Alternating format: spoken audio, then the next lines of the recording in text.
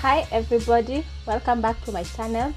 My name is Sheila. I'm a psychologist and I'm also living with depression and anxiety. So if you're like me, I'm sure you get frustrated by the saying that for you to succeed in life you have to believe in yourself, or for somebody to love you you have to love yourself first. And sometimes these things are not as obvious or are not as easy as we think they are. Many of us don't have the courage to do what it is that we want to do. Maybe you have a project but you don't have the courage to start it. So in this video I'll be talking about the reasons as to why many of us go through these things, and also be sharing with you how to help yourself just in case you find yourself in these situations. So welcome and let's start.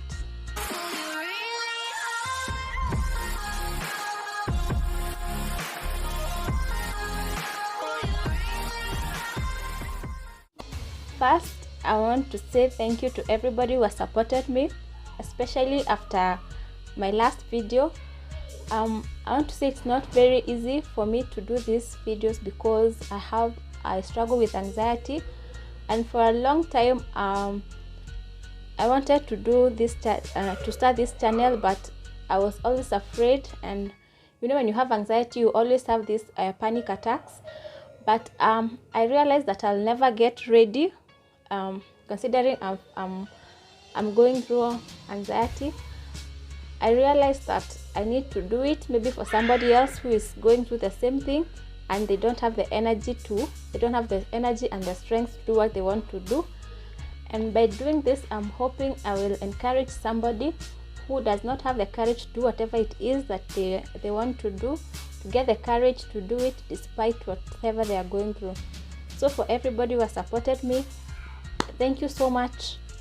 God bless. So just the way we have physical stages of growth, the way a baby has to crawl before they walk, we also have psychosocial stages of growth, in which we have 8 stages, and every stage has something that is gained depending on the environment in which you grow in. So in every stage there's something that positive that you gain when the environment is supportive, and there's something negative that you acquire if the environment is not supportive. So today I'm going to discuss these stages by Eric Erikson. So the first stage is the stage between 0 to 2 years, where the child wants to learn about the world. Is the world, can I trust the world? Is the world a dependable place? Is it a safe space for me? So the child learns from the mother or from the caregivers around, and the only thing the child needs are the basic needs, maybe food, water and clothing. And if the child feels safe and comforted, they learn that the world is dependable and it's a very safe place for us. If all these things are not given to this child, he learns that the world is not dependable and the need to shield myself from the world. So that is 0 to 2. The next stage is between 5 to 8 years, where the child learns how to take initiative. So the child the question asked in this stage is it okay for me to do, move or act? So provided a good environment and encouragement, the child learns how to take initiative. They're the children who are the first to raise their hands when a teacher asks questions. And the opposite is true. If the environment is not conducive for the person to be themselves, or they're not encouraged to take leadership in any way, they develop guilt, they start doubting themselves, and this also proceeds to adulthood. There are many of us who always don't want to volunteer on things.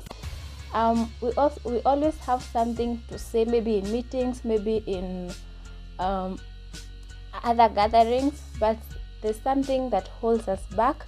We don't have the courage to volunteer. So this starts at a very young age, and most of these things move towards adulthood. So the next stage is between 9 to 12 years, In this stage, the child is learning how to do complex things like reading and writing. Among other things, they also want to, this is the stage in which they develop their interest, like playing football, where they start developing their talents, and given the right environment, they become industrious. They become confident that whatever they want to do is a good thing, and they will get the courage to pursue it. On the flip side is also true. When a child is not supported to do whatever they want, like maybe in the interest that they have, they get the inferiority complex in which they believe that whatever they want to do is not okay in the world, and it has no place in the world. So this is how most of us adults end up in our 20s and 30s, and we have no idea what we are, the kind of job we want to do, because during our formative stages between 9 and 12, we were not given the space to explore what our talents and maybe what we want to do with ourselves. The next stage is the adolescent stage between 12 and 19 years. This is the stage in which most of what we want to be is really pronounced, and among other things, we also want to establish our boundaries and work on being who we want to be. So the question they want to ask is, who am I and what can I be? So in the previous stage, we learned that this is where we learned that our interest starts developing between age 9 and 12, but then at the age of adolescence, these things are becoming more pronounced in us. So this is mostly where maybe what we want to do conflicts with what our parents want us to do, which brings a lot of conflict between the parents and the children. So given a safe environment to explore what our interest, we find ourselves, we know who we are and we know what we want to be. But if what we want to do conflicts with maybe our guardians or our parents or the environment around us, and we are not supported to do what we want to be, we get identity or role confusion, where we want one thing, but then we are forced to do the other thing, which do not really match. So we grow up, we continue our life not knowing exactly who we are or what we want to be.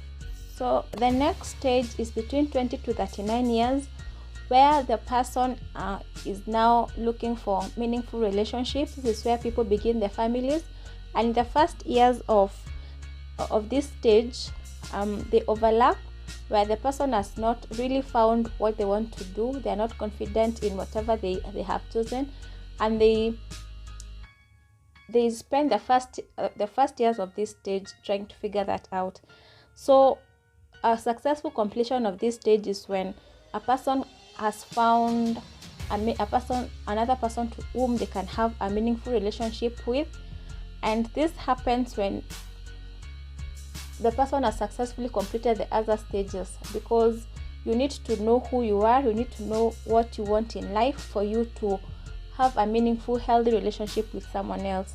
Now the problem here comes when two people meet who have not been successfully completed the other stages. They don't know who they are, they don't know what they want in life, but they meet together, they start a life together with no direction. Both of them, they have no direction. So this is mostly what happens when what happens that causes issues in marriages, because people have not successfully completed the other stages. So the next stage is between 40 to 59 years, where the person is concerned with guiding the next generation. So generativity is the concern of guiding the next generation, and this is where now the person is already a parent.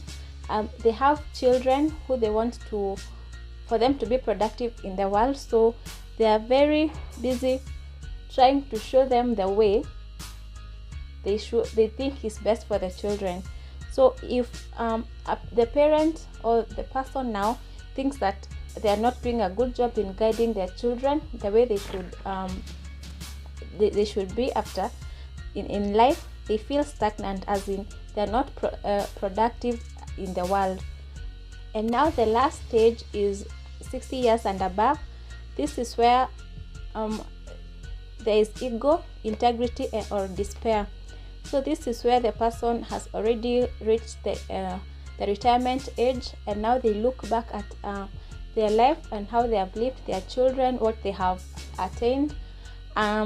If they think they've been okay in life, they have achieved something, they get ego, integrity. And if they feel like they've missed something or they should have done better, they get despair. So like I said in the beginning of this video, if I have mentioned something you feel you're going through, you can reach out to us through our social media platforms, Blissful Mind Kenya, and you're going to join other people who are going through the same thing, and we'll be ready to work with you. Ready to work with you through this journey.